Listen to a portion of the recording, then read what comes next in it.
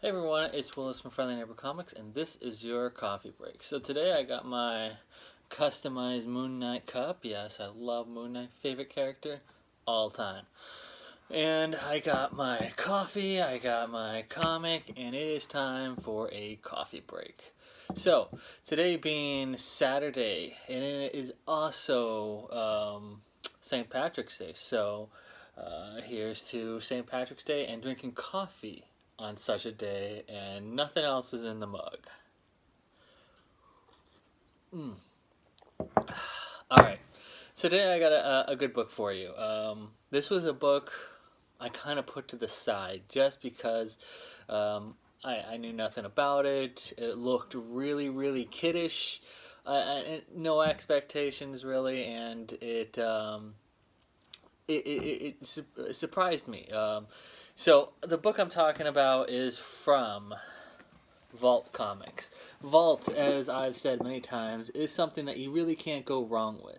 This book we have Return to Whisper. It's described as a cult classic. Now I knew nothing about this book going in. Apparently there was a return to, or a Whisper book way back in the 80s, 90s. This is Return to Whisper. The vault. So when I first looked at the cover, and you look at it, you say to yourself, "All right, this is a kid book." Honestly, there's nothing about this that says I'm an adult and I'm gonna read myself some Return to Whisper. Like, you think to yourself, "Oh, all right, I'll give this to my kid." This is not a kid book. This surprised me on what it was. So the idea here is there was a club that was really into cult classic movies way back in the 80s. They formed a club. They watched the movies. And the idea in this book is that they went treasure hunting. Now, they don't show the treasure hunting piece in this.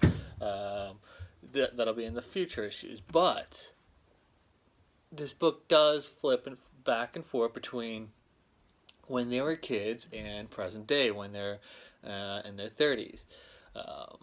And not to give anything away, within the first few pages, one of the adults' versions dies.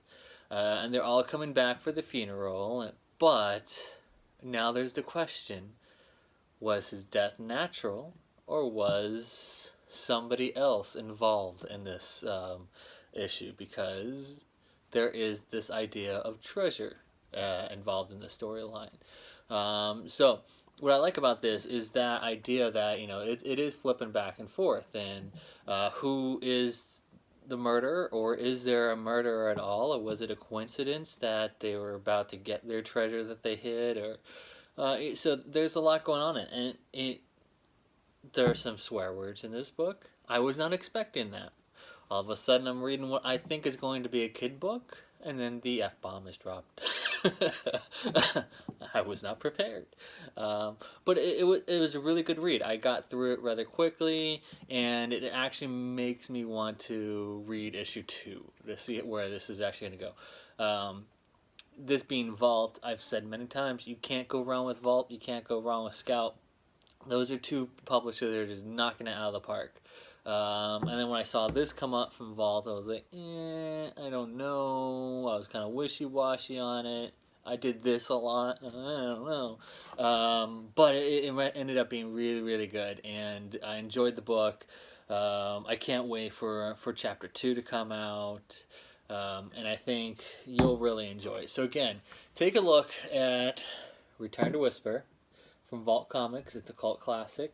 It's even got the teens on the back, the TV. It's got the terror there as well. So I think you'll really enjoy it. I enjoyed it. It's a good book to sit down with a nice cup of coffee and nothing else in the coffee, even though it's St. Patrick's Day. And have yourself a good read.